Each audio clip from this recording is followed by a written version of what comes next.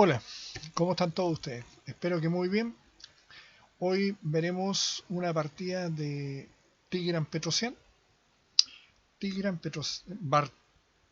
Bartanovich Petrosyan, que fue el noveno campeón mundial de ajedrez. Fue campeón del año 1963 cuando derrotó en la ciudad de Moscú a Miguel Bobbini y retuvo la corona con éxito en 1966 frente al retador Boris Spassky, perdiéndola definitivamente el año 1969 contra el mismo retador Boris Spassky. Fue un extraordinario jugador. Tigran Petrosyan nació un 17 de junio de 1929 en la ciudad de Tiflis, Armenia, Unión Soviética, y falleció un 13 de agosto de 1984 a la edad de 55 años, prematuramente, en la ciudad de Moscú, Unión Soviética. Él fue un ajedrecista, escritor y periodista. Fue armenio de origen, a donde nació en Tiflis, donde su padre había huido desde Turquía. Fue un excelente estudiante, amante del saber, al igual que su hermano Mayab y su hermana Bartos. Aprendió tardíamente a jugar ajedrez. A los 12 años, aunque su padre analfabeto, Bartan, lo alentó a seguir otro camino, ya que pensaba que era poco probable que el ajedrez le diera éxito a su hijo en el futuro. Pero Petrosyan quedó huérfano de ambos padres durante la Segunda Guerra Mundial. En 1944 y se vio obligado a ponerse a trabajar como barrendero y en un club de oficiales para alimentar a sus hermanos. De la mano de su mentor y primer maestro, Archil Ebralice, quien tradujo los libros de Lasker, Capablanca y Jewell al georgiano, empezó a abrirse paso en los torneos y en 1944 obtuvo el título de campeón juvenil de la URSS. Estudió el famoso manual Mi Sistema de Aaron Nisoy y además las partidas de Lasker y Capablanca, y ganó los campeonatos de Georgia y de Armenia. Después empezó a entrenarse en Ereván con Kasparian, un famoso maestro. Entonces decidió mudarse a Moscú en 1947, a la edad de 18 años, donde se doctoraría en filosofía con una tesis titulada Algunos problemas de lógica en el análisis ajedrecístico, el año 1968. En el futuro, además, llegó a ser un redactor de la famosa revista rusa 64, del año 68 a 1977, y dirigirá la Escuela del Ajedrez del Club Spartak de Moscú. Fue además un gran aficionado a la música de Tchaikovsky y Wagner, a pesar de su temprana sordera, que combatía con un audífono que desconectaba para concentrarse más cuando jugaba, y fotógrafo aficionado. En 1951 ganó el campeonato de Moscú y la semifinal del 19 campeonato de la URSS y compartió el segundo puesto en la final. El año 1952 salta a la consideración mundial con su segundo y tercer puesto compartido en el torneo internacional de Estocolmo. Sus resultados en los torneos trienales de los candidatos mostraron un paso firme hacia la cumbre. Quinto en Zúrich en 1953, tercero en Ámsterdam el año 1956 y tercero en Yugoslavia en 1959. Vencedor en Curazao el 62. En 1963 derrotó a Miguel Bobbini de 2,5 por 2,5 puntos a 9,5, convirtiéndose en campeón mundial. Después tuvo varios triunfos en diversos certámenes: Los Ángeles en 1963, Buenos Aires el año 64, Moscú el 64, etc., pero también tuvo algunas malas actuaciones. Petrosyan logró retener el título el 66 al vencer exiguamente a Boris Spassky por 2,5 a 11,5. El 69 lo perdió también por poco ante el mismo Spassky, por 2,5 a 10,5. El nuevo campeón había aprendido la lección. En 1966 se había presentado demasiado confiado en sus posibilidades y creía firmemente que Petrosyan no tenía tanto talento como la gente afirmaba, pero no consiguió romper la defensa del armenio, y su desesperación lo llevó a cometer errores que lo condujeron a la derrota. Pero el 69, Spassky, sin embargo, jugó un ajedrez más tranquilo y parecido al estilo de Petrosyan y acabó alzándose con el título. Fue precisamente su consideración. Bueno, Este fue el rival que tuvo Petrosian, para destacar que la gran virtud de derrotar al genial Boris Spassky. Veremos ahora una partida de Tigran Petrosian disputada el año 1946 a la edad de 17 años en el campeonato de Armenia. Bueno, en Everán, a la edad de 17 años, a través de esta partida encontramos los gérmenes de todas las cualidades que paulatinamente desarrolladas le conducirían al título de campeón del mundo. Tras una defensa india antigua, las blancas juegan la apertura en forma dudosa, lo cual permite a nuestro joven héroe asumir la iniciativa mediante maniobra en los dos flancos. Cuando la posición parece estabilizada, un brusco ataque provoca la apertura de la columna del rey, la caballería se introduce por la brecha y la victoria se corona mediante un hermoso sacrificio de dama. La apertura corresponde al inicio de una defensa india antigua. Veremos cómo comienza. D4, el rival con las blancas juega Calantas, jugador armenio, y con negras Tigran Petrosian. Caballo F6, C4, D6, caballo C3, y ahora la interesante jugada E5.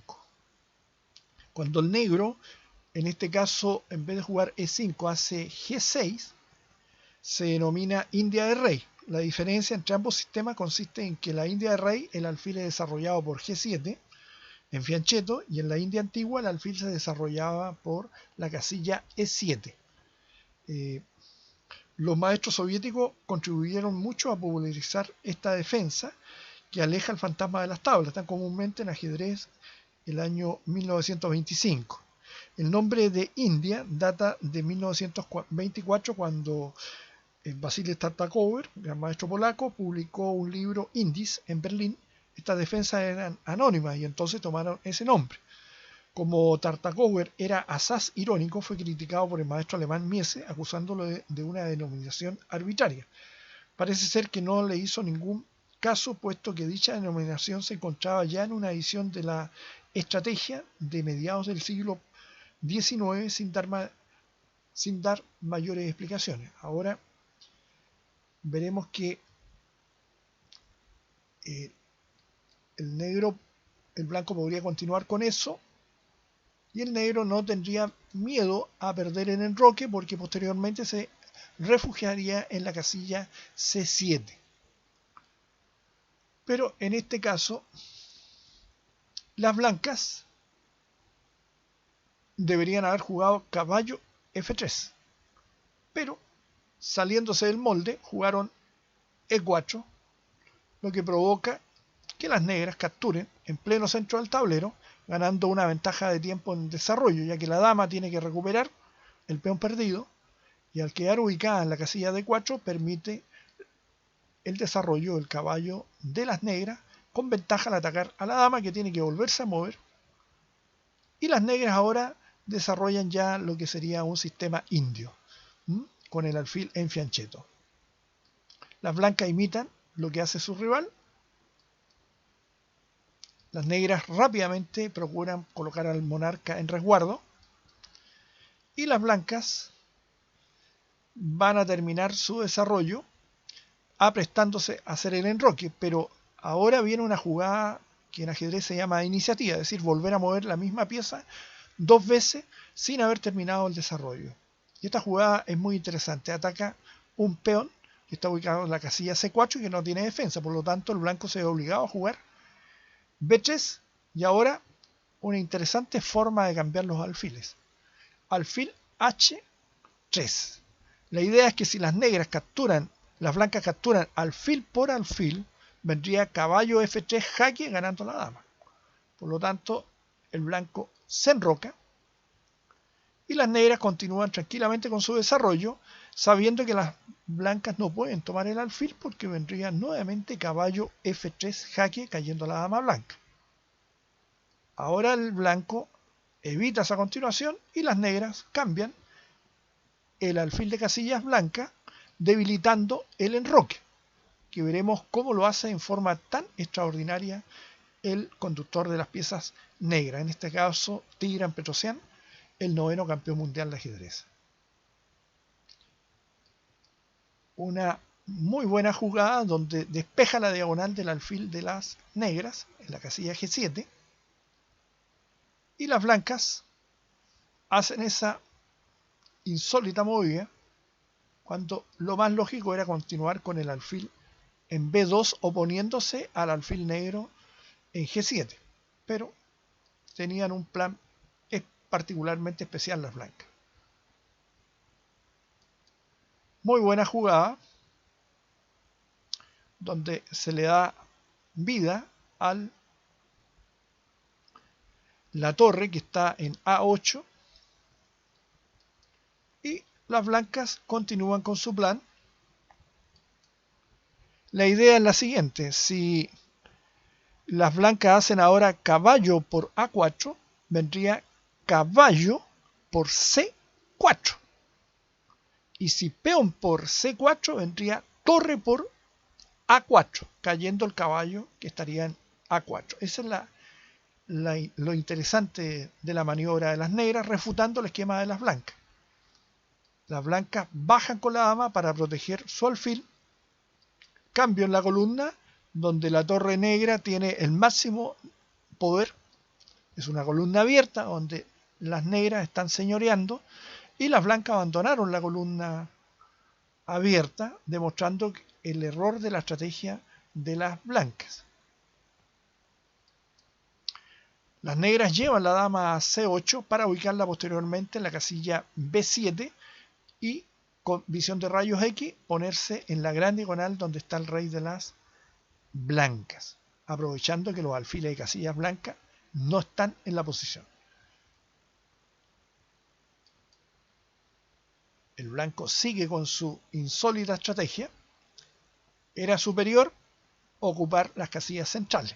Veremos que estos errores van a traer nefastas consecuencias al conductor de las piezas blancas. El negro prosigue con su idea. Las blancas hacen lo mismo.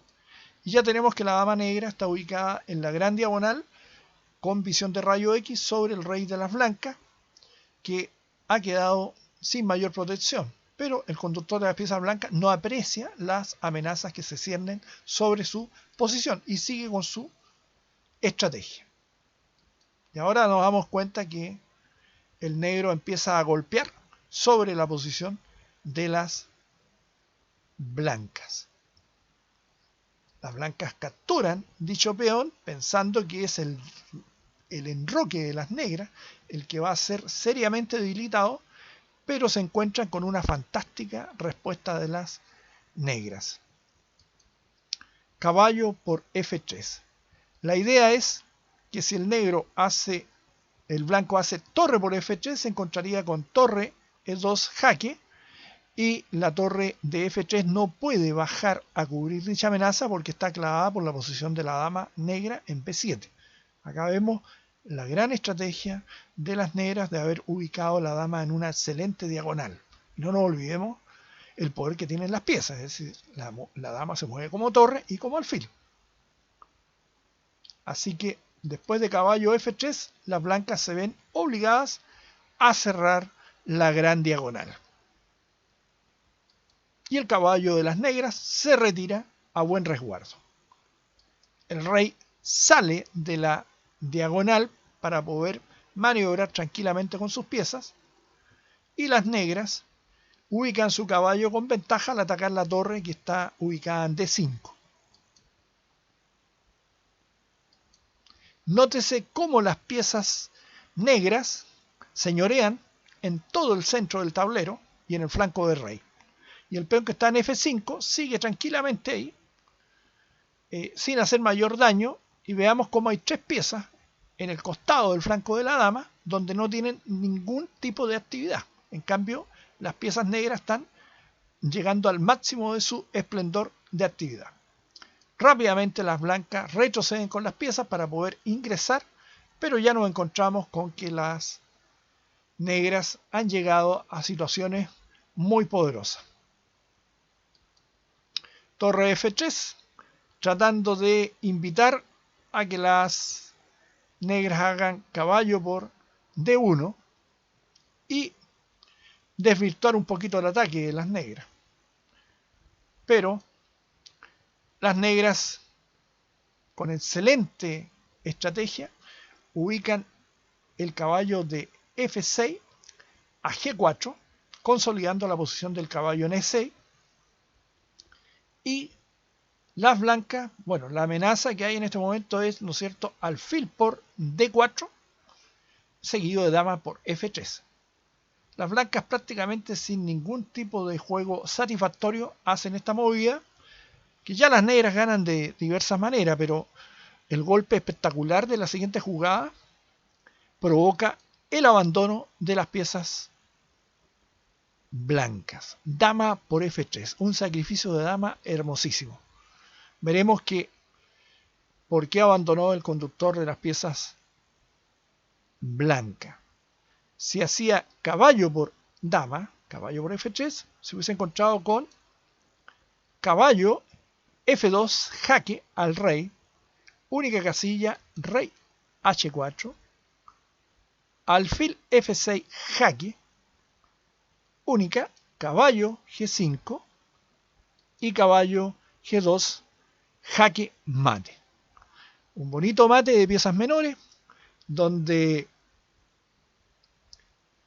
las negras supieron aprovechar la mala ubicación de las piezas blancas, la mala estrategia llevada a cabo por las blancas, se fueron hacia el flanco de dama sin ningún objetivo claro.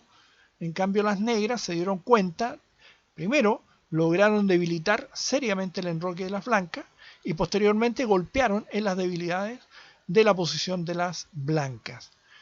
Ya esta partida nos muestra a un futuro Tigran Petrosyan que se caracterizaba justamente por prever todos los acontecimientos, era un gran defensor, fue un artista entregando calidades, sacrificando piezas, damas, pero esta partida nos muestra didácticamente la forma correcta en cómo uno debe arremeter aprovechando la ventaja de mejor disposición de la fuerza y saber en qué minuto las debilidades del rival nos permiten concretar nuestras ventajas y llegar a buen puerto. Una partida interesante de un joven de 17 años que ya se vislumbraba como un fuerte maestro.